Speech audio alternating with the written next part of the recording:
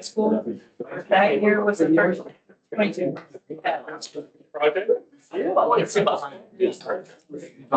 You're so good on us, but I never saw it.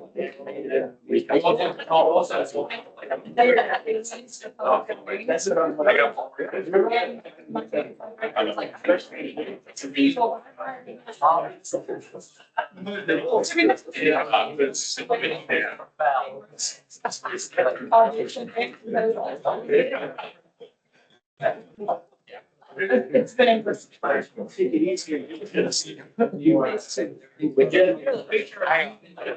Where you're, everybody playing like football. That's right. You look like you've lost all the way to Cincinnati. I don't know. Thank you. Yeah. Make a word of the base. With the shiblet? Yeah, primo. All right. All right, let's get started with a word of prayer. Do we have any prayer requests this morning or this afternoon? What's wrong with cafeteria, man? Where should I? Oh, no, it's being recorded. I really hate to do an unspoken prayer because it's super vague, but we have a big decision to make before the next semester. So it's a good decision. I just need to be praying about it before I. Your hair is. It's a no. Just want to copy you. Anybody else? No. All right, let's jump in with prayer. Heavenly Father, we are thankful for another week. We do pray for Caleb and his wife and their family as they have a spoken request about next semester. We do pray that you would give them just clarity of what you are calling them to do. Thank you for the opportunity to work through this text today. We ask that you watch over us and we pray. Amen. Cafeteria. I'm not praying for cafeteria. I wasn't joking. I mean, someone who eats peanut butter and Greek yogurt, I don't trust anything. It ain't about that. So today, I'm going to cover chapter 1 and 2. We have our TA is here today. So Brett Johnson is going to do a guest lecture toward the middle half. And so he's working through your papers. I know that some of you are like, hey, well, when are those going to get done? There are 30 of you, and he's reading them thoroughly. So I appreciate his hard work on that. And so we're going to jump in. We're going to start first with where we left off last class period, just to kind of cover to make sure we're all on the same page. So Brett, I don't want to steal his thunder. He's going to do the call of Moses in chapter 3, which we vaguely looked at. But we specifically looked at chapter 6, verse 2, where it talks about that Abraham, Isaac, and Jacob did not know me as Yahweh, but as El Shaddai. And then we spent time looking at all those texts in Genesis. So where that Yahweh says, hey, I'm Yahweh. So just to kind of, how do we best handle it? I think Matthew brought up, I think, an excellent point, and I agree with him that the easiest way around it, meaning solve the riddle, because most scholars use sources, and they use these sources as a way of trying to construct or reconstruct the text. But actually, if you hold to a mosaic or a mosaic approach, that one person is responsible for writing the majority of the first 5 books, it actually alleviates a lot of those tensions. Okay, so to put it differently, I think God revealed himself to Moses in chapter 6, or chapter 3 technically, but chapter 6 as Yahweh. Moses is responsible for writing Genesis while they're either in Egypt or coming out of Egypt, right? He's responsible for writing Genesis, but it's the audience is to the Egyptians. He uses the language of Yahweh in the first book, but he also retains some of the archaic names of God that are associated with Abraham, Isaac, and Jacob. So El Shaddai, El Roy, El Leon, El Olam. And so he retains the archaic descriptions. So if you remember, El just means God. And I don't think, Pantheon, Mesopotamian God, El, that God, and then the second word is typically a descriptor of God, right? So he is God forever, he's almighty, he is most high, he's forever, he sees. So Moses retains those titles, but also begins to introduce in the narrative, his name is Yahweh. Does everybody follow along? So I think it brings continuity to it. It does not alleviate 6:2, but I think it softens 6:2, because if Moses did write it, and I assume he wrote it, then that means that it's not an issue in chapter 6, verse 2. Does everybody track along? Everybody same page? Source critics are the ones who try to piecemeal things together, try to figure it out. All right, so we're in chapter 1 and 2 for my session, my portion, and I'm going to go pretty quickly because I want to give Brett plenty of time to work through chapter 3, and y'all are going to do some, he's going to have y'all work through an exercise. All right, so chapter 1, verses 1 through 7, sort of connect it back to chapter 50 of Genesis. I don't want to get you in the weeds there. There's a lot of discussion going on in chapter 1, verses 1 through 7. But beginning of verse 8, we then get this new introduction where it says, and now there arose a new king over Egypt who did not know Joseph. And he said to his people, behold, the people of Israel are too many and too mighty for us. Come, let us deal shrewdly with them, lest they multiply. And if war befalls us, they join our enemies and fight against us and escape from the land.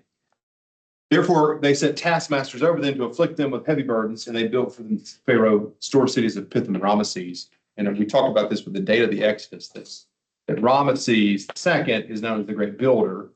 And so therefore, late date people like myself assume that that's a reference there. But the more that they were oppressed, the more they multiplied, and the more that they spread abroad. And the Egyptians were in dread of the people of Israel. And so they made the people of Israel serve with rigor and made their lives bitter in hard service and mortar and brick and all kinds of work in the field, and all the work they made them serve with rigor. So the references to multiplying and spreading is probably a vague allusion back to be fruitful and multiply in Genesis chapter 1, 26 and 27. It's certainly not a intertextual link as much as it is sort of an allusion to bring that text forward. Our focus for my section today is chapter 1, verse 15 through 22, and then chapter 2, 1 through 10. You're doing just 3, is that right? I can do more, but Okay. I mean, we may hit briefly the rest part of 2, but that get to there. All right. So Brett took PhD seminar in Exodus last semester, and with me, and there were some just great papers in there. One of the things we read in that course was an article on coherence and incoherence, and how texts oftentimes communicate a lot and oftentimes do not communicate everything, and that we fill in the information. Chapters 1, verse 15 to 22, and chapter 2, 1 through 10 are prime examples of this. So we're going to work our way through this. One of the students last semester wrote I thought, a really good paper where he argues that the midwives of this section, they're actually not Hebrew. They're actually Egyptian or non-Israelite. So we're going to talk about that because it does connect to chapter 2, verse 10. So I think the ambiguity of chapter 1, 15 to 22, and 2, 1 through 10 is intentional. We're going to talk about this intentionality in another week when we get to Exodus 32, where I think the ambiguity is actually intentional for a theological purpose. And so we'll cover all that in due course time. All right, so it begins in verse 15. It says, and the king of Egypt, and we all know the kings don't have either, that Egypt doesn't have kings. They have pharaohs, but Israel will have kings. And so therefore they use the nomenclature that Israel will understand. That comes from Old Testament survey. And so the translation of verse 15, and he said to the Hebrew midwives, or it could be the midwives to the Hebrews, or the midwives of the Hebrews. So the question becomes, is it a description of who they are ethnicity-wise, or in their role as functioning as midwives? So I understand. So Brett, you read Childs' commentary. I can't remember, I'm putting you on the spot. How did Childs take them as the Hebrew midwives or midwives of the Hebrews? The Hebrews of the Hebrews. Most people do. Okay, so we're going to come back to that because actually there's 2 different places where they kind of flip-flop, where they don't appear to be Israelite, and then they do appear to be Israelite. And so I think that's intentional ambiguity. Yes. Is there any commentary as to the significance of their names when determining? We'll talk about that as well. Yeah, so, all right. Of whom was named Shiphrah and Puah. And so they do contain Hebrew names, but people also argue they also potentially do not contain Hebrew names, which is the purpose of Moses' name, because it's both and in chapter 2, verse 10.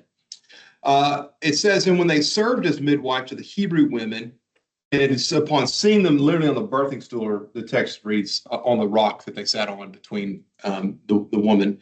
If it's a son, you shall kill him. If it's a daughter, you shall let him live, or she shall live. All right, so you can go read Ezekiel 16. Ezekiel 16 talks real briefly about the role of the midwife, how they give birth to they catch the baby. Technically, they receive the baby.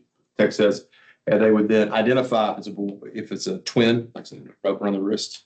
Then they would wash them with salt. Ezekiel 16 talks about exfoliating the body with salt, and then washing the blood off, the birth blood, and then swaddling the baby. So that's the first 8 verses-ish of chapter 16. So they had this role in that. There's some scholars that have suggested that 2 midwives could service 8,000 Hebrew women at a time, because on average, there would be about 8 births a day. So that's, first of all, I don't know how they come up with that number, but that's what they put in one of the readings we had, that they could help deliver 7 to 8 children a day. But the midwives, verse 17, and this is where it frames everything in verse 17 and then also verse 21. So they function as a framing device. If you want to use that as an inclusio, it's fine. It says, but the midwives feared God. It doesn't say Yahweh. It says Elohim. They feared God and did not do as the king commanded them, but let the male children live. This is the first true literary gap. So the king of Egypt called the midwife. So we're not told how he finds out. He just knows. So he summons them. So we typically fill that information in, and we're going to see this again in chapter 2. He calls them in and he says to them, why have you done this? And let the male children live. The midwives said to the Pharaoh, and this is what seems to suggest that they're not Hebrew, because their response is the Hebrew women are not like the Egyptian women. You'd have to be able to give birth, help deliver both. And so it's making this contrast of they're not like the rest of us. They are very vigorous at giving birth. Right? They deliver quickly. I can't remember how Kyle said it. It was almost derogatory. Do you remember that in his paper? Yeah. Kyle said that phrase, some commentators take that as derogatory. I never saw that, but whatever. But they deliver their children before we get there, is what they say. And then another literary gap, like the Pharaoh doesn't seem to say anything, and all of a sudden you see it says, so God dealt well with the midwives, and the people multiplied and grew very strong. And because the midwives feared God, it then says he gave them families. So we go from they've been given the mandate to kill to their obedience, they have children. But we're not told how they know about God. We don't know. There's no intermediary. There's no communication from the deity to them. They just believe. So then the Pharaoh shifts all the commands to the people of Israel. Okay. So a couple of issues why they may be actually Hebrews. Why would a non-Hebrew midwife deliver children to a servitude people group? Does that make sense? That's an argument back against the paper, but I think it's intentionally ambiguous. It's at times to be read, hey, these are foreigners who are functioning as midwives, but then you also have they fear God, but then also why would a foreigner who's a servant people group have someone then deliver their children? Especially unless it's an edict from the Pharaoh, which it is, to then kill these children. Every son is born to the Hebrews, you shall cast them into the Nile, but you shall let every daughter live. We then see that Joseph Blenkinsop in his book, The Pentateuch, tells us that this is the beginning of the theme of death that runs from chapter 1 through chapter 14. And that the desire to cast the children into the Nile is the exact similar thing that happens to the Egyptians in 14, where God then kills them with the waters of the Red Sea. So they form bookends, that the theme of death is there, and what's ultimately there is in chapter 12, which we'll one day get to, where God executes the plagues to show his power and to defeat the gods of the Egyptians, is what it says around verse 36. So there's that framing that takes place there. Now, chapter 2 is quite fascinating, and it says, now a man from the house of Levi went and took a wife, the daughter of Levi, and we're not told their names. We're not told about Jochebed's name until chapter 6 of Exodus, and we're not told Miriam's name until actually around chapter 18 or 19. So it's very strange that we're not told mom and dad, we're not told sister, and we're not told Pharaoh, but we get Shiphrah and Puah. That's a very odd conclusion. From there, it said the woman conceived and bore a son, and when she saw that he was literally a good, easy to look at child, she then hid him for 3 months. We've already covered this in other classes, but she hid him for 3 months when she could no longer hide him. It's probably because at 3 months, a child's lungs develop and you can't really hide a crying baby. Okay. So then she took him and placed him in a basket. And most of you recall from the O2 survey that word is ark. It's the same word used for Genesis 6 through 9. It's the only locations in our Hebrew Bible, our Old Testament, where ark is used. And not only is it the same word, it's also the same descriptor found in chapter 6. This is using bitumen and pitch, using this bulrush and sealing it in there.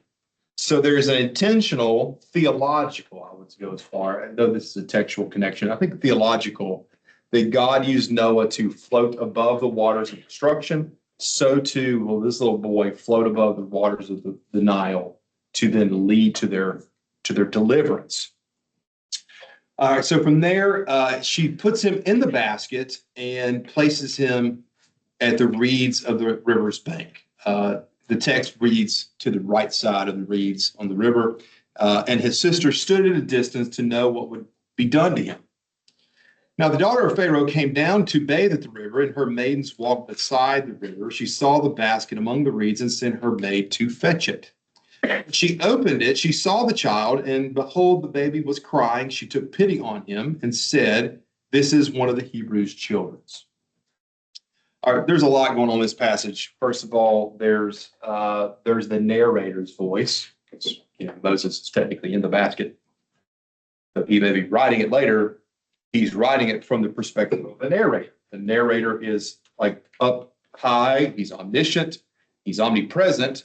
And he's over here with mom. He's then with the baby in the basket, floats down river. And then it's almost like the author is bringing you into that moment where she's able to look at the baby and determine from his appearance that he is not Egyptian. He is clearly Hebrew. Okay, so the text does not answer any of the following questions, but it is assumed in your brain. If she knows that he is Hebrew, then dad has to know that he's Hebrew. So everybody, like if it's that identifiable. So she says, this is one of the Hebrew children. Then the sister said to the Pharaoh's daughter, shall I go and call a nurse from the Hebrew women to nurse the child for you? Pharaoh's daughter said to her, go. So the girl went and called the child's mother. The Pharaoh's daughter said to her, take this child away and nurse him for me, and I will give you your wages. So the woman took the child and nursed him. At that point, it says, and the child grew, and she took him to the Pharaoh's daughter, and he became her son, and she named him Moses. So there's a lot going on here. Number one, they breastfed until 2, 3, 4 years old. That's normal. It's cost effective. So this was no young baby. This is not some 1-year-old toddler. This is more than likely somewhere, it may be a toddler, but it could be all the way up to 4. So when we get to later, maybe Brett will talk about this, when Moses says he is of slow speech, one of the arguments is maybe he knew Hebrew as a child, but no longer knows Hebrew. And for him to go back, he has now lost his primary language of his mom and dad, and he only knows Egyptian. That's a way of interpreting that. Now, what's more important here, yes, Alex? We may get to this later, but I know we read Legend of Sargon. Yeah, we'll get there. Okay. Yeah. All right. So we get to this last portion, and it escapes me. Brett may know, and he can tell us. We read a lot last semester, so it all kind of runs together after you read thousands of pages together. But one scholar pointed out, this is the only place in the entire Old Testament, at least he didn't caveat it to his knowledge, but I think he's right. When a child is born, it is not immediately named by the parent. This actually happens at the very end. And then it's super weird because in verse 10, it says, as the child grew, she, the mother, brought him to Pharaoh's daughter, and he became her son, and then she named him. And that's ambiguous on purpose because the name Moses has two completely different meanings. As an Egyptian name, it means the son of, and typically it's assigned to a deity's name. So you have Ramesses, Tutmos, Amamos, Patatmos. And so I think that's how we should interpret chapter 3. But also in the Hebrew meaning means to be drawn out of. And so there's a play on words that Moses was drawn out of water. But if it's the Pharaoh's daughter speaking, she's speaking Hebrew at this point, at least from the meaning of the word Moses, because she says, she called him Moses, and she said, because I drew him out of the water, which means she's the one speaking. Because if I drew him, it's Pharaoh's daughter, then why is she naming him after the Hebrew meaning, which means to draw out of? It is a complicated text. It's intentionally ambiguous because it is setting up what's going to unpack chapter 2, verses 11 and following. And so I think really what's happening here helps us better understand chapter 4, 5, and 6, his call, where he genuinely is struggling with his identity. Like, how am I going to go deliver them, the Israelites, when I'm actually, though adopted, Egyptian? I don't know my primary language anymore, and how are they going to accept me? And that's when God introduces some other stuff. All right, I threw a lot at you because I'm talking fast because I really want to give Brett some time to have a teaching lesson today. All right, real quickly then, chapter 2, verses 11 and following, this kind of brings everything to a head where we now go from the edict, throw babies in the water. God gives the two midwives children and then spares this one baby.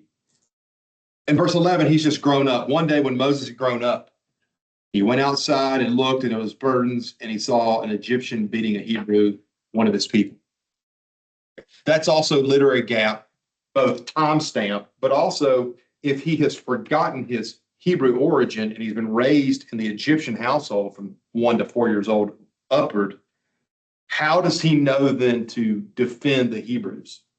Like I theologically, we know the answers, but textually, how does he know to do these very things? And so then it's fun that I'm sure Moses really enjoyed writing this in verse 12. Yeah, I wish you would have said, and I looked this way, and I looked that way, seeing no one, I killed him. And then he buried him in the sand. And he goes out the next day. 2 Hebrews are fighting, struggling together. And he said to the man that did the wrong, why do you strike your fellow?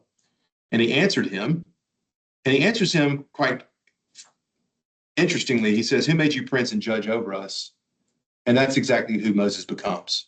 Though he's never, the word prince is never assigned to him, does he not set up the law of the king in Deuteronomy 17, 14 through 20 to prepare for his exit?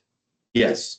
And the section right before that, chapter 16, verse 18 to the end of the chapter, verse 20, and then chapter 17, verses around 8 to 10, he implements judges because he's no longer going to be the judge. In fact, his father-in-law, Jethro, actually had to encourage him in the first 4 chapters of Deuteronomy to add more judges because it's too much of a burden. So this Hebrew person uses the words that essentially Moses becomes, but not until Deuteronomy. because he's not a great leader in the book of Numbers. He is alpha male in the book of Deuteronomy. Okay, so you're watching him evolve as a leader in the Pentateuch. So by the time you get to Deuteronomy, he pulls no punches and he's ready to go. So this Hebrew then says, hey, do you mean to kill me like you killed the Egyptians? Or the Egyptian, and Moses was afraid and thought. So now the narrator is omniscient. He knows Moses' thoughts. Now I understand sometimes the narrator is the author, but even with Moses, the author, he's communicating this information that the narrator is omniscient because God is omniscient. And he wants us, the readers, to understand that the narrator, the voice of the text, in this regard, me reading it out loud to you, though not God, but you hear the voice as a narrator, that narrator is omniscient and knows the very thoughts of Moses. And it speaks to his fear. And so then he thinks to himself, this thing has surely been known. And when Pharaoh heard of it, he sought to kill him. So the same way that Pharaoh hears of it, the way he hears of the two midwives, he doesn't try to kill the midwives, but he does try to kill Moses. But we're never told how he discovers this information. How does he come to this information? So these two texts are intentionally ambiguous. They're intentionally incoherent and coherent. Texts that are incoherent, meaning there's literary breaks, actually form cohesive narratives when you take them as a whole and recognize these gaps, sometimes called literary gaps. So Moses fled, hit the Pharaoh, and he came to the land of Midian. This is probably a good place in a minute for Brett to take up, but all of us know, you've been reading along in Genesis, which you have, he comes to a well, and you're like, oh yeah, he's going to meet him a wife. Exactly what happens. He goes to a well, and we've been reading along where they all keep finding wives at wells, and you're like, oh, I see where this is going. You know, old Zippy shows up, and he meets Zipporah, and they get married. All right. Alex, you had a question about the Sargon the Great legend of Sargon. Right? So y'all did have to read that, correct? You had to read Sargon the Great. I didn't make you read Rank's book on Sargon the Great. There are 25 stories of antiquity of abandoned children who have been rescued, who either become king or someone famous, right? Sargon the Great is the great Akkadian king, Sumerian king from 3000 BC. But the narrative about him is 8th century. In fact, Trevor Longman last week on Facebook actually posted a YouTube interview about this very topic. It's an hour long. If you're not friends with Trevor Longman on Facebook, you should. It's a wild ride. But he talks about it. So it's an 8th century document because Shalmaneser in the Book of Kings is replaced by Sargon the Great, number 2. And that's around the 8th century or where this time period. And so the theory is Sargon II, there's this oral story of Sargon the Great, the first birth narrative, that Sargon the Great, the second, recorded it. So the text of Exodus is actually older than the text of Sargon birth narrative. It's an 8th century text. But the argument is the 8th century text actually has a very old oral history, which is what we've been covering a lot of this. And so there are 25 different accounts including Native American actual accounts of abandoned children being rescued. And I would argue that Tarzan the Great is an adaptation by Disney of a similar kind of motif, right? A child is abandoned. He is raised up to be this, not king, but he's the king of the jungle, right? So he's the king of the jungle. And then the more modern adaptations where they make him more civilized when he makes his way to certain boats. They're so terrible, I've turned the movies off, but they're trying to civilize him. So they do exist. Okay, so then I think what you're not asking, but you're alluding to is what do we do with this information? Because we have the Enuma Elish, we have the Gilgamesh epic, which is also about an 8th to 9th century document, which is actually later than Moses writing the flood narrative. So I would argue with the Gilgamesh epic and other flood narratives, it proves that the flood was true. There was a flood. I think that those other flood narratives prove there was a flood, period. I don't think they're drawing from one another. I don't think that the Bible is not pulling from Gilgamesh because it predates Gilgamesh. And I don't think Gilgamesh is probably pulling from the Bible.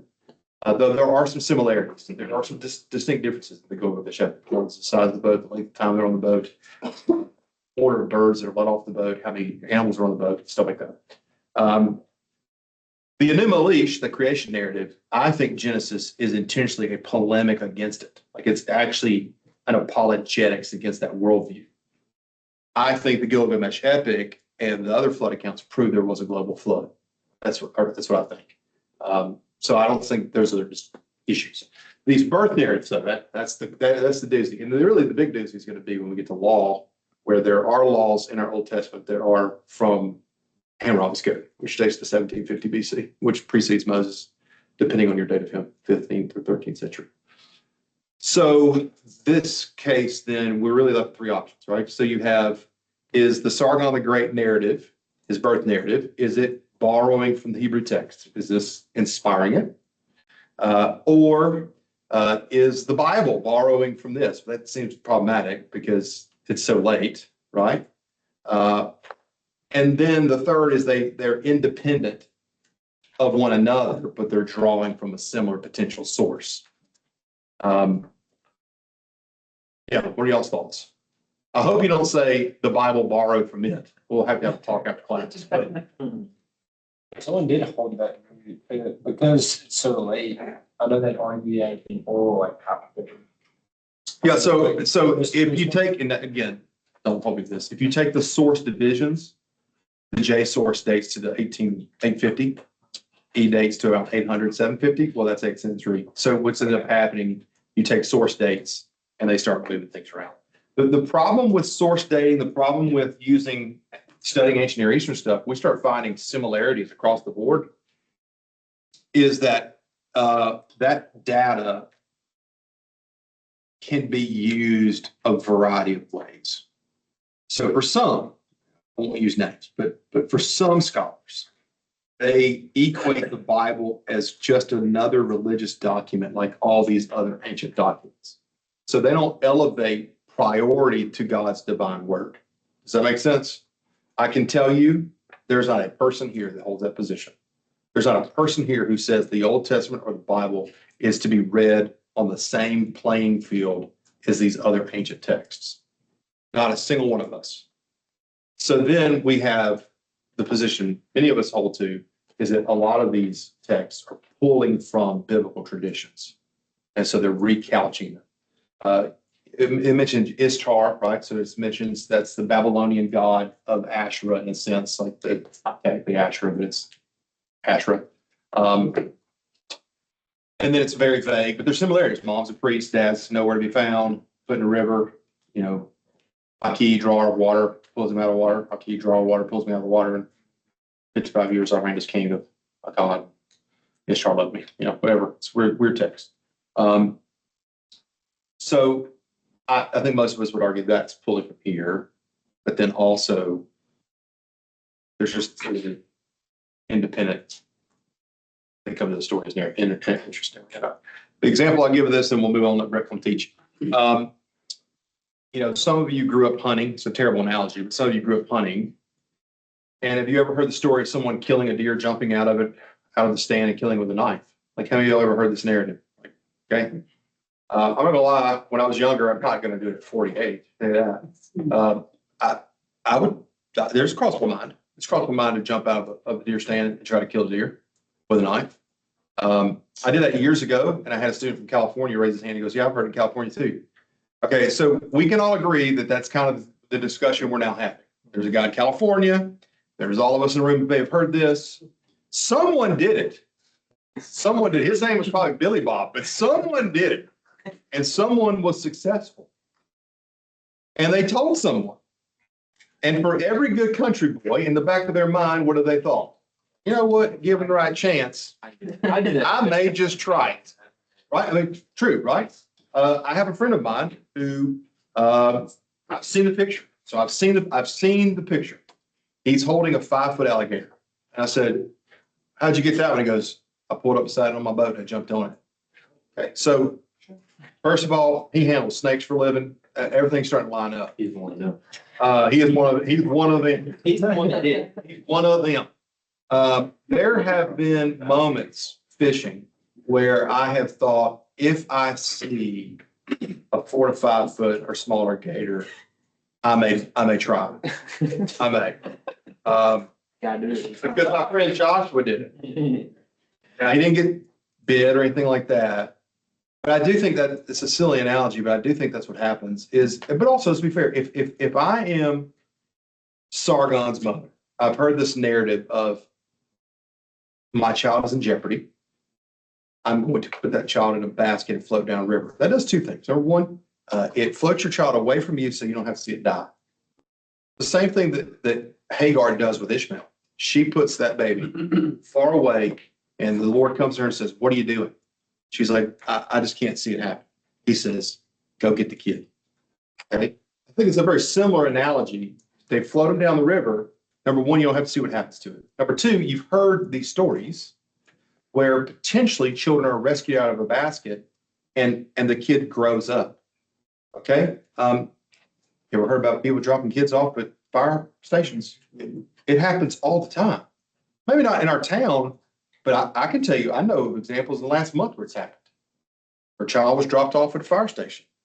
Or in a certain country in another part of the world where there's a box in front of a church and they would take their babies and put the babies in a box. And it had a weighted system. It would ring the church inside because they convinced moms to quit throwing their children in the dumpsters. They would put them inside the box so that the people would come get them and they would adopt the kids out. Once you hear it once, they got overrun by little babies put in that box. But babies went from going to the dumpster into the box because one mom put the child in the box.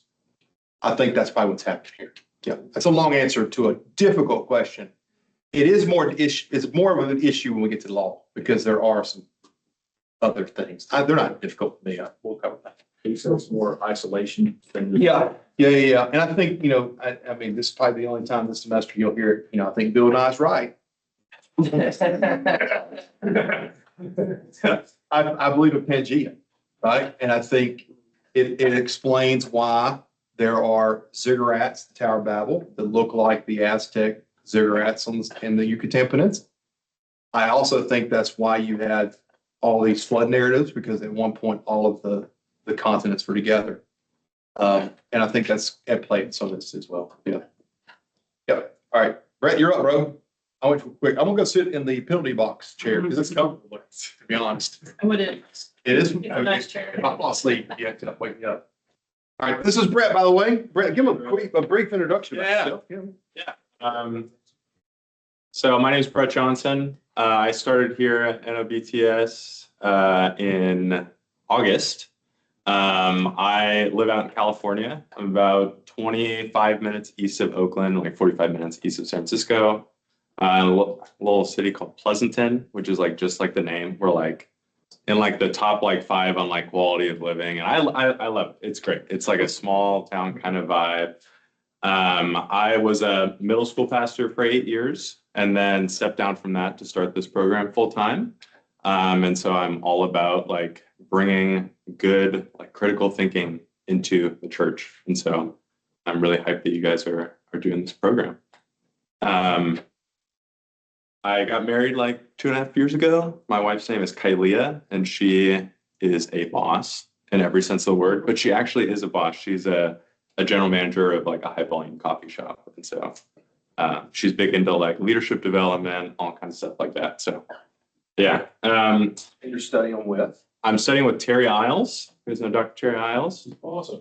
Yeah, he's a cool guy. It's great. I had no idea NOBTS existed in 2024. And then I met Terry at a conference, and oh, this guy's super cool. I'm like, where do you teach? He said New Orleans Seminary. I was like, I've never heard of that place. So anyway, but super glad I'm here. So I think God was totally working through that whole process. What I'd love for you guys to do, we're going to be working in groups as we look through the call narrative of Moses. Because one thing that we see with the call narrative of Moses is that it is not inherently in and of itself unique. There are unique aspects to Moses's call narrative that we're going to think about. But there are actually other call narratives of other prophetic-like characters in the Old Testament that follow actually a fairly similar structure. And so what I'm going to have you guys do is get into groups of like 5 or 6. I'm going to assign each group a different leader that had a call narrative in the Old Testament. And I would like you guys to compare that leader's call narrative with Moses's call narrative. And then after you work together as a group, you are then going to present your findings. And so really quickly, though, before we kind of get everyone situated, how many do we have? Like 15? I think if we do these 5 here, then we'll take John and Alex and put them with these right here. And then those Back 2 up. tables. Yeah. Logan will just have to slide over. So it'll be 6, 5, and 5. Great. Or 6, 6 and 5. Yeah.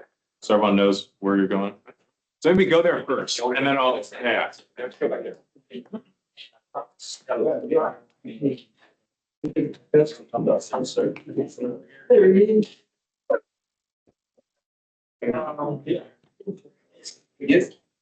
Let's turn around some more. Number there. Right, that's straight. You're right. It's kind of Boston-ish. We want to sit right there. So we can Slide. that, whatever. You think that way? Right here. All right. I'm gonna do this anyway, so. So we'll have you guys right here. You're going to open up to Judges chapter 6. Judges chapter 6. You can start in verse 11. I'll let you guys all go in a sec, but Judges 6 for you guys. You're going to be looking at Gideon and his call narrative. And then again, as you're doing this, have someone have also Exodus 3 open as well. So you can kind of look at the two together. Next, we'll have you guys over here. You're going to be in Jeremiah chapter 1. You're going to be looking at his call narrative. And you in the back, you're going to be in Isaiah chapter 6. Yeah, Isaiah's call narrative. So again, have someone in your group, at least 1 or 2, also have Exodus 3 open so that you're going to read both, and then you're going to compare the two. One thing I'd like you guys to look for and assign as you're working through these stories is there's kind of a 6-part progression that you can see through these call narratives that you're going to find in each. And this 6-part, I'm going to write it on the board so you can see it and kind of work off of it. But these 6 parts are a divine confrontation, some initial confrontational moment, introductory words. This is God giving some sort of introduction, a commission, an actual call to go do something, an objection of the person that is getting commissioned, and then a reassurance.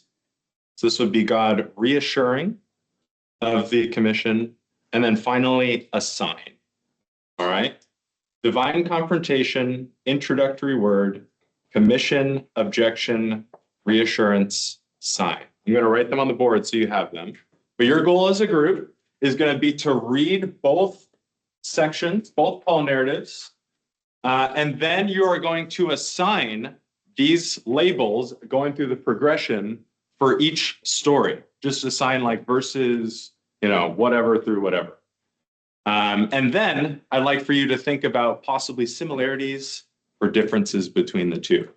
And after about maybe a little over 10 minutes, 10 to 12 minutes, I love for like 1 to 2 people in each group to kind of present your findings. All right? Cool. So I'll write it on the board, but you guys can get it. Just 6. Exodus 3 in the whole. Yes. Isaiah 6 said that. Start with Isaiah. Yeah, give some confidence. Even saying. Read one. You want to read the other? I have more the objection and reassurance. Yeah, whatever you have in front of you. Yeah. One thing I want to point out before that, in verse 7, it says, the Israelites cried out to the Lord. And like, 6, about you as a prophet, 7. And then in Exodus 3:7, it says, Lord said, I have indeed heard, seen the misery, I've heard them crying out because of the emotional. So in 3:7, they're crying out, and in 6:7, they're crying. That would be, I think that would be the first application. So, yeah. Now we can go to that. Okay, so it would be 5. 5 in total, really, so. And then of course, he injects in 6, 4, 5 in that application. What are we getting? I think it was later. Okay, so. I mean, I would argue that verse itself is confrontation. Yeah. Them in this path. That's true. And then the answer. Yeah. Confrontation. No, so, leadership and commission. Yeah, I'm looking at verse 5. B. Yeah, there's, Let's put that three. the intro words might be 5 and 6. And also 7. 4 through 6. Yeah, probably. Or is that the commission? Verse 7. See what's it saying. Yeah, it says, see. You're saying that's. Which you're saying is full ground, said, I am the God of the Father and the Son. Yeah, I think the research should be 10, well, definitely 9B and 10. Yeah, it'll be. The signs that. That's how they do this. It's like, this is who I am. Yeah. Oh. You said a connotation, just the questions. Piece of there. Yeah. It was all immediately intro words.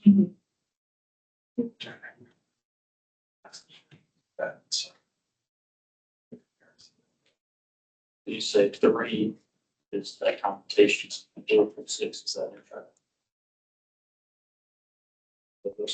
Yeah, it's Right, yeah.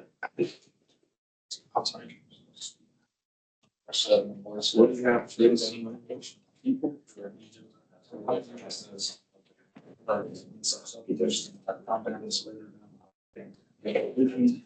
So one form of applications. Yeah.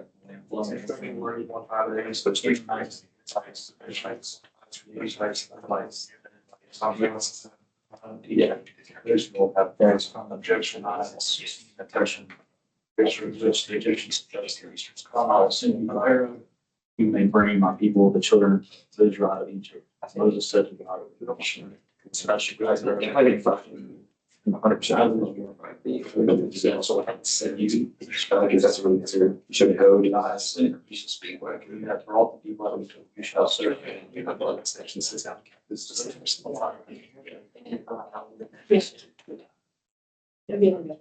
So, We're just conditions. I think that we're still very clear. Yeah. And then it was kind of an intro to the confession and stuff. Like, this is the reason. This is the kind of. Yeah. Okay, yeah. We'll see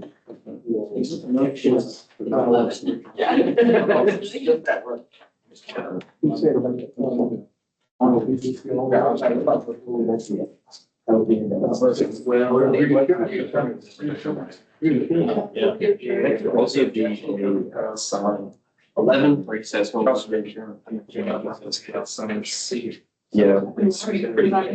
So that's the first one. Yeah, I was thinking that, I think anytime we have. What did we say for verse 4? Yeah. I like. It's a comment. You don't think verse 10 can go? Really? Verse 2 falls away. Just the I think that's more just kind of like how, like, Yeah. it's just like and So God's opinion, but especially maybe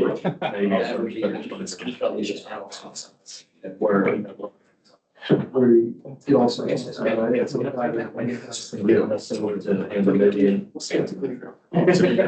For introductory words, that was also kind of. I understand where. The Lord, I think. you know, it's like, what's going on. That's what you should get.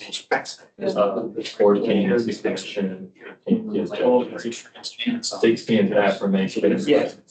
17 is to be swing, sees the sign, but really 21. We get like side shirt. Patience. Always. I didn't say maybe it's saying, don't say this, I'm not speaking. But then he raised it, I'm saying, don't say that, that's not what we do. Where did you put it, verse 12? And not the word, but. It could be. But. That could be some words. That's God, yeah. Conversation.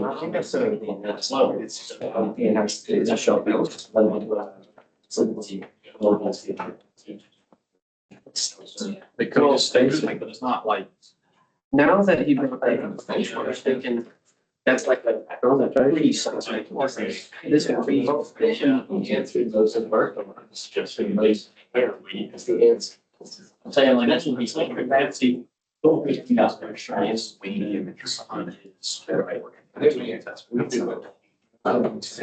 Yeah. Okay, so like. He's not talking about getting stressed. He's talking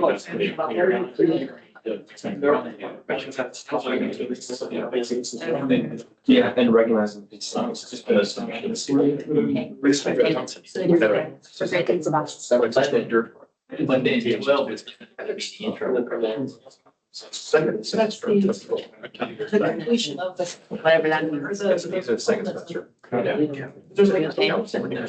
not about order, because I would think, Students. I think we're 13 is in a way of mystery and in a way of objection. To the law. This is what I want. He says, I think it's Yahweh, God says. And then Gideon's like, no, you want to be, we're having. You know, very much there was an objection to Gideon. No, it's not an objection to the commission, but rather an objection. to- Which I think that actually was the divine, Yeah. placing it as a divine. That's a sign. I think it's simple. Yeah, kind of have like two. I think. In that order, is. She's over. First, submission. Oh, Yeah. Yeah. But there is like two laws. Horrible place. More like that. I mean, if I'm gonna do this. More like a. Curiosity. Just. I think things are impacted. Yeah, I think. Yeah. I'll need plus one rejection. You also mentioned like there's 17. The year, that king, is that. Road filter. 21 is. He covered his face. I covered his. Two directions, one ball. Holy, holy, holy. Oh, we're going to. Foundations of the doorway. Verses. Yeah, 16 is that. Surely Because I'm a man of unclean lips, and I live among people of unclean lips. Oh, the, Because they put my eyes reflect the end of your verse. One of the seven to be, which are in flowing hope. I think they should be taken to be on his lips. He touched my mouth. I said, it's all right. It's all now. That's, that's doing a judge. I said, who will go first? I said, here I am. Send. Go say she's. That's the use of.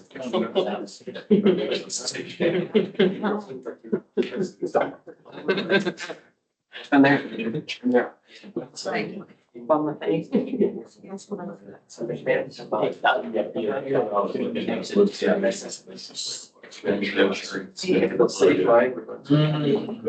Houses are without people. It's also very something like. The Lord drives people far.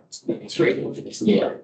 The Lord remains the land. And then like switches to get. Servant for the other. Now, there's a stump, one pedal, only see, it's stuff.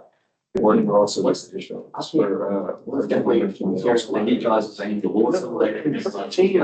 It's still some sort of projection. Angel. Yeah, 13. He's like, I'm not gonna believe that. I mean, that's the time. Yeah. But like the first, Yeah. It depends. the beginning of that too. Yeah. Virtually. I'd say. What he sacrificed to, so. And he calls That would himself. definitely. Those intro words. That's Yeah. Holy. I think those. All right, you guys got like 5 more minutes, possible? Yeah.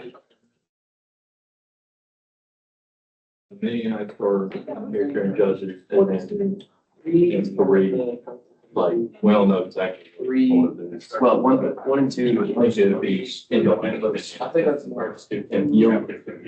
4. Yeah. Yeah. Intro. I think Yeah, the 5 is I definitely. can't. Wait. Yeah. Introduction. Search the sign, and verse 1, Moses. And then verse. Well, for Moses, the sign would be the Purpose, nature, and staff. pretty introductory to me. Well, introductory. Yes. 4 to 6. Yeah. I don't know.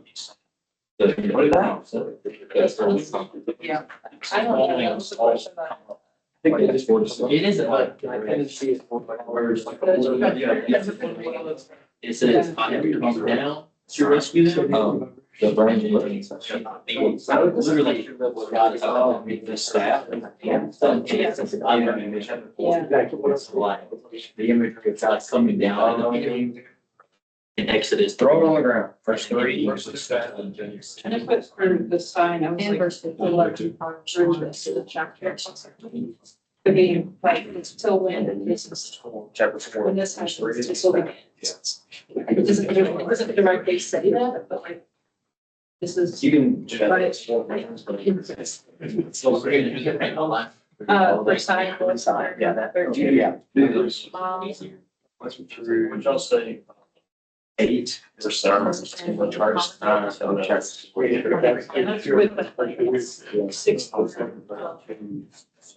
And verse 10 is a. 11 is a church. Only things. We have a brother called. Verse 13 is Go next section. opposition. So. Objection. 8 verses. And then. Thing is. That is a. Man. Yeah.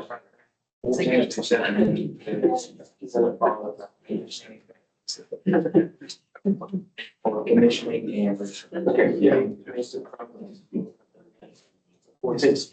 Well, even.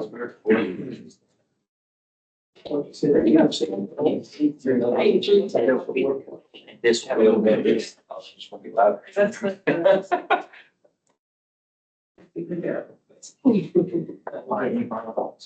This is what I mean. Differences.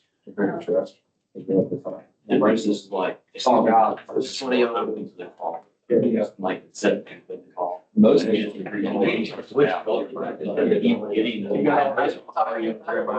like. The. Speaking. We're gonna talk about this. Yeah. There's like multiple times. So some others are so. Yeah. some bull judgment. Also, it's like in 43 is a lot more. There's disagreements in now, because it's like how you get to 12. They talk about their 12. Speak like, that goes back to. Almost like Isaiah Jeremiah has a number. God touched in Exodus. I'm saying Exodus. Sure. Hey, Jason, how you doing? You're doing that. Not him. Stop me. No,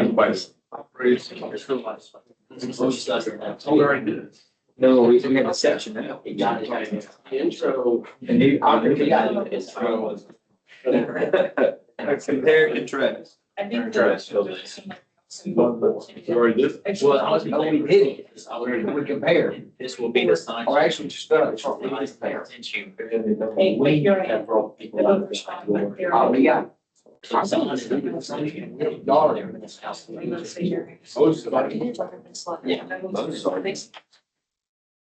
Jeremiah has what's in front of him. And they do more. That's some, I mean, yeah, let's. Okay, go ahead and get your kind of final thoughts in, and then pick 1 to 2 people to be your spokesperson for your group. Or you can split up however you want. I'm not sure, but. Yeah, like, there goes. Wait. Alan. You just want to do sections, let's see. Huh? You just want to do sections? You know, you're looking at her. Oh, yes, I do. I'm locked in. Oh, it was not late. Everybody in favor of late. Yeah. Goes in the pool.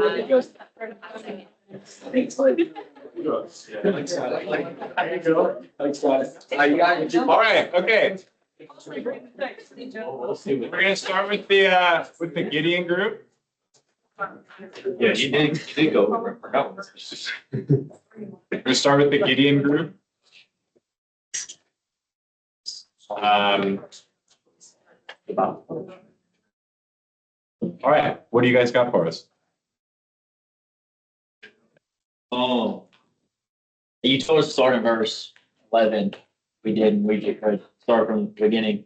Context. Yeah, obviously like the Midianites and other nations oppressing them. And then starting in verse 7, this compare in Judges 6:7, it says that the Israelites cried out to the Lord. And then in Exodus, you see the same thing that God said in Exodus 3:7 says that God heard the cries of the people. Yeah. So there's a connection there.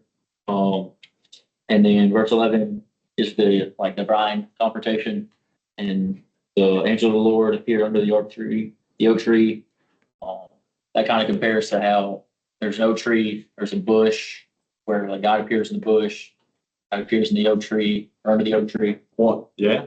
And so, Yeah, you got the angel look. Anyway, Yeah. keep going. kind of 11 and 12 is the confrontation, but verse 12 specifically is the intro word where he says, "The Lord is with you, mighty warrior."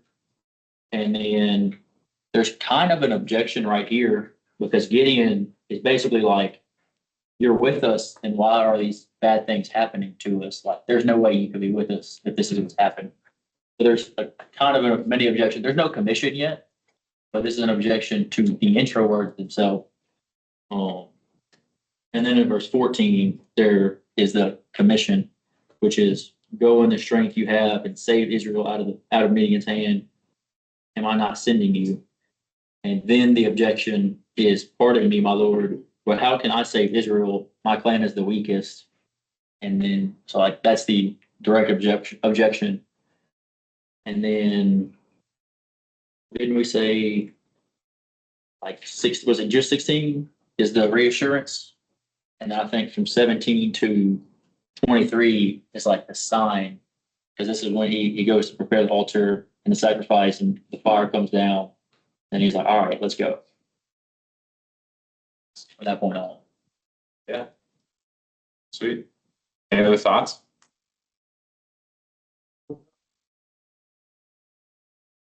There are some similarities, obviously, between Exodus 3 and this, like the beginning, but people crying out, and just a kind of similar experiences with the angel of the Lord and all of that.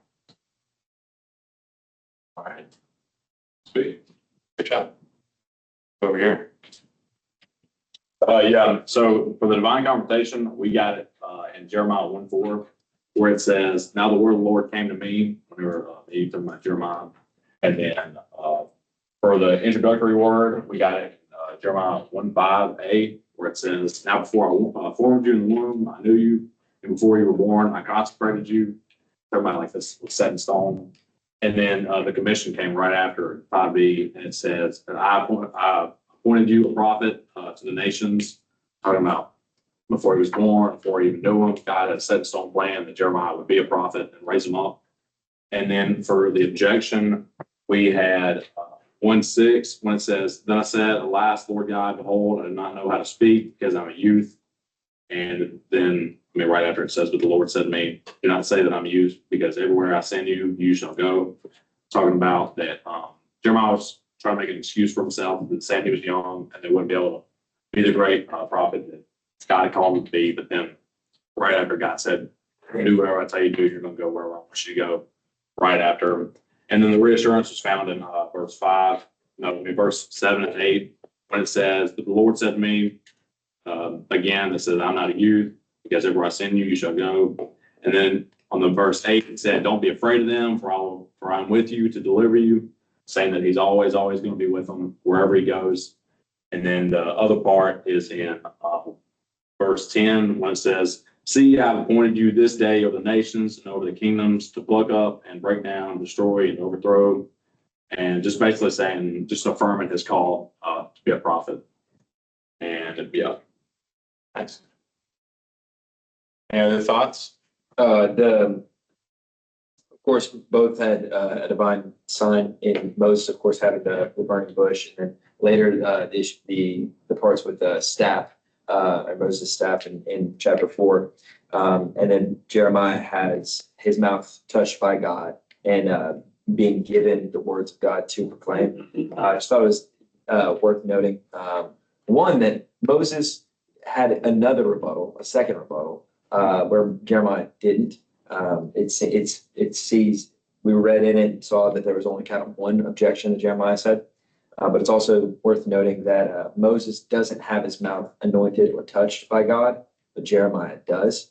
But then what does Moses say about his speech? He also says he's not a man of eloquent speech, in the same way that Jeremiah says, "I can't speak," but they're both like, "Shut up, said words." So Translation right there. yeah. But yeah. Go to the last group here. So we see kind of the confrontation, verses 1 and 2. The heavenly presence, he has the vision. So this one's a little different because it's a vision. But you see, he has this vision. He sees the angels there. It's kind of the confrontation. And then intro words, we saw that the angels praise. Verse 3, "Holy, holy is the Lord of hosts, the whole earth is full of his glory." It's kind of those opening words. And we see the commission, verses 8 and 10. "I heard the voice of the Lord saying, Who shall I send, and who will go for us? And I said, Here I am, send me." He said, "Go to this people." We see objection. We just see, like, I was going to ask you, is your layout kind of like, is that how you see it play out, or is it kind of just whatever kind of fits in that? Is it? Yeah, I think there's this isn't my personal one. But I think there's a general flow. But even like you guys pointed out, like Moses doesn't just object once, and it's not like we're like, "Oh, now this is your turn, now it's my turn." It's like there is this kind of back and forth, but these are definitely sort of the markers of what call. Yeah, so we see the objection coming before the commission. In this one, with verse 5, saying, "I am unclean." And that kind of brings us to the commission and the sin, and then the reassurance because of the objection coming in verse 7, when he touched my mouth and said, "Behold, this has touched your lips, your guilt is taken away, and your sin atoned for." And then sign, we see verse 11 to 13. "Then I said, How long, O Lord?" And he said, "Until cities lie waste without inhabitant, and houses without people, and land is desolate waste. And the Lord removes people far away, and forsaken places are many in the midst of the land. And though tent remain in it, it will be burned again, like a timber on an oak, whose stump remains when it is felled. The holy seed is its stump." So that's what we see, kind of the sign. And the similarities, we see both of them say, in Exodus 3:4, and then Isaiah 6:8, like the "Here I am" kind of response. And then they both question God's choice of them. So they both are like, you can see Moses question multiple times, but also Isaiah question here, like, "I'm unclean." I'm not the right person for this. I wonder if like maybe an objection for that could be in the beginning of verse 11. This is Isaiah saying, "Then I said, how long, O Lord?" That could be another little. There were a few points where we're like, is that an objection or more of like a nervous reaction? Yeah. Kind of like, I'm just curious, I'm not Yeah. saying no, but I Yeah, want to know more. it's like a very human view of the prophets. Mhm. I think we can like, if we just do the flyover, we see the prophets as like, these like mighty faithful people, which they absolutely are, but most of them don't start that way. And we have to kind of come to grips with like, these are just like regular people that God calls. And these are people who are like the first to admit their failures and their weaknesses. And yet God's still willing to be like, no, you. So let's go back to Exodus 3, and we can just kind of look at some interesting things for kind of the last portion of class. So you can move over to Exodus 3 again. Work, guys. Let's get a little, yeah. Okay, never mind.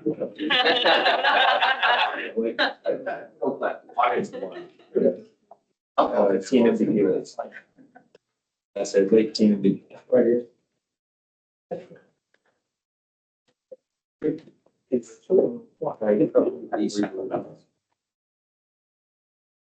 Hey, don't get thrown out. All right. Were there any specific things in Moses's call narrative that were particularly interesting for you or raised question marks?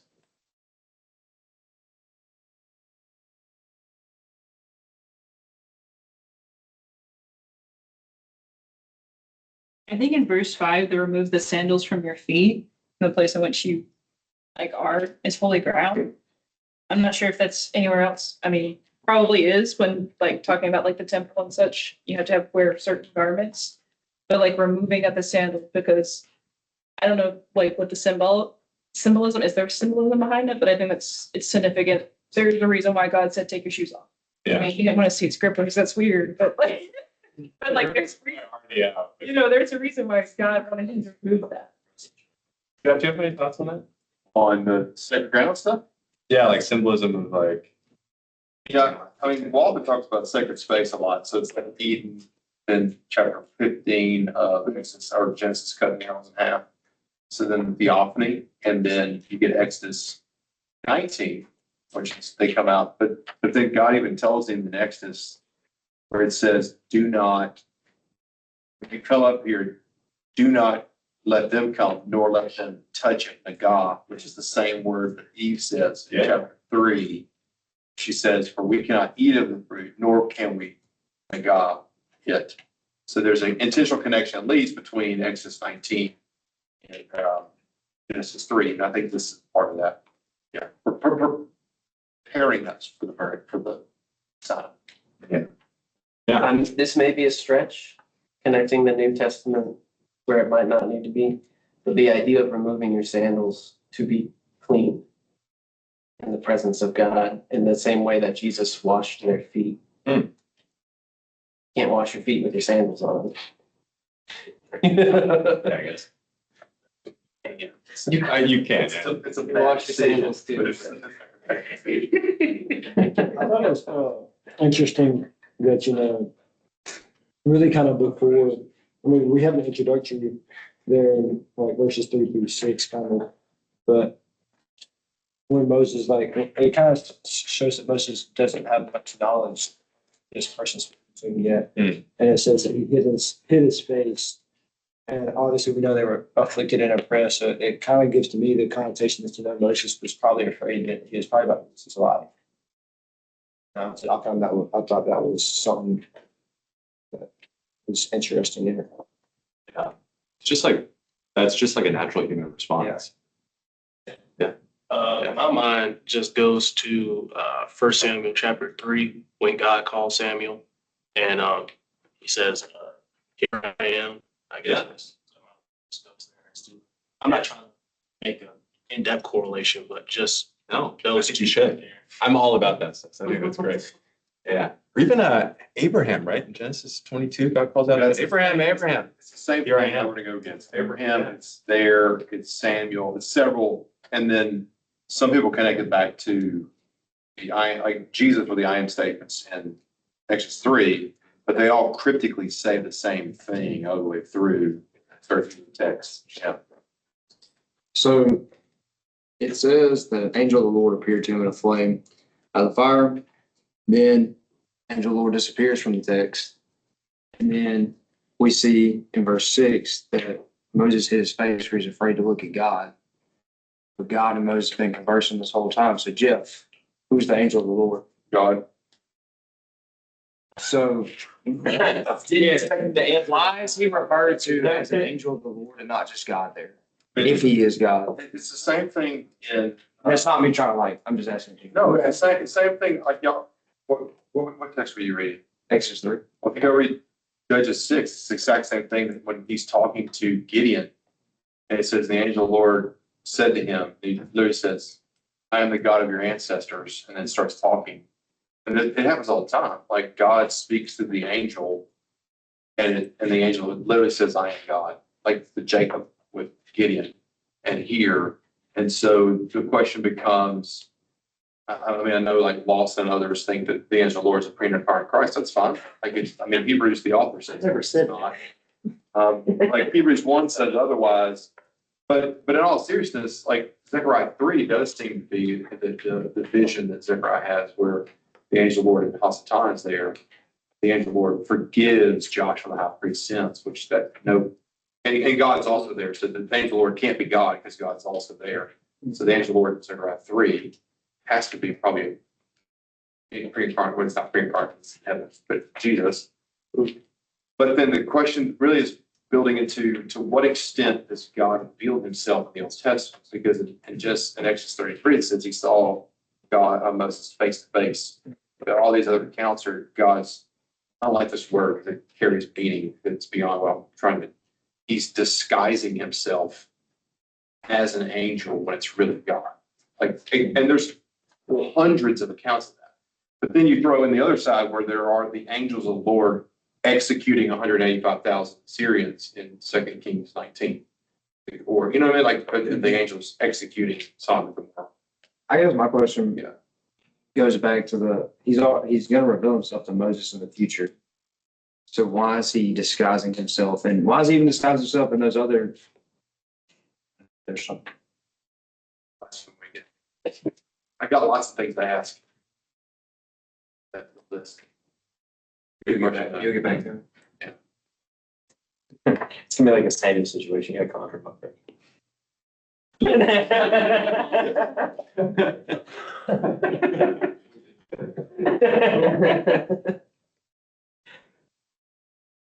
I do like to know. Brett, you want to answer? You feel free to answer too. I mean, I just think there's a lot of valency with like the kinds of ways that people are describing interaction with God and that kind of back and forth, and then them not telling you a formula for what interaction with God looks like. It's like you were talking about gaps and gap filling, but there is like a real sense of ambiguity to it that. and for the record, that's not a bad term. Like the guys that wrote that article are very much like conservative evangelical Christians. Yeah. They're just pointing out texts aren't always trying to communicate everything you think it should communicate. It's intentionally ambiguous. Authors at times want you to fill in the gaps. Like good authors, and also times they provide congruity that's really helpful. Yeah, I think that article is probably a little bit, no offense, it's a little bit beyond undergrad reading, but it's very helpful. I think the front part you can probably read and grasp, but starts getting to the back, it progresses pretty quickly.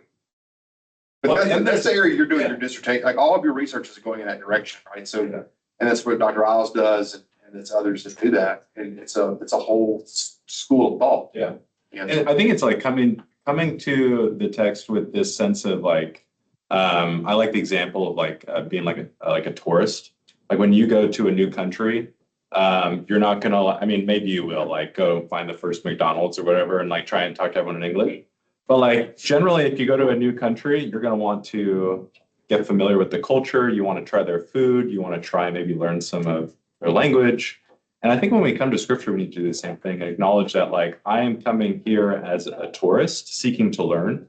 And sometimes the questions that they are interested in are not the questions that I'm interested in. And that doesn't mean that my questions are bad. It just means that I need to, in a sense, step into someone else's shoes to figure out what they might be to think about. It's kind of, what was that? What was that lady? I can't remember. Yeah, Yeah. she had the same kind of. You're asking the wrong question. Asking all questions. Stop asking. That's all, text, don't try to answer. So, all those lines you said. I guess like one final thing, and this is like a ministry application, a way that I've preached this text that I think is really fun and inviting, is when Moses responds with his objection to God. It's important to note that God doesn't like puff up Moses. God doesn't say like, no, Moses, you're so great. Here are the great things about you, all these things. Instead, God responds by saying, I will be with you. And I think that's an important thing to remember is that Moses's qualification, you know, as someone who like later in Deuteronomy, it's like, no one's like, Moses' qualification was not that he was so great, but it was that God's presence was going with him. And I think that the application for us today is like the point in our ministry and teaching is not just to puff up people and get them into almost like pseudo self-help. But our goal is to say, how is the Lord's presence with you, the thing that can launch you into do whatever you need to do and qualify you to do that. So, yeah.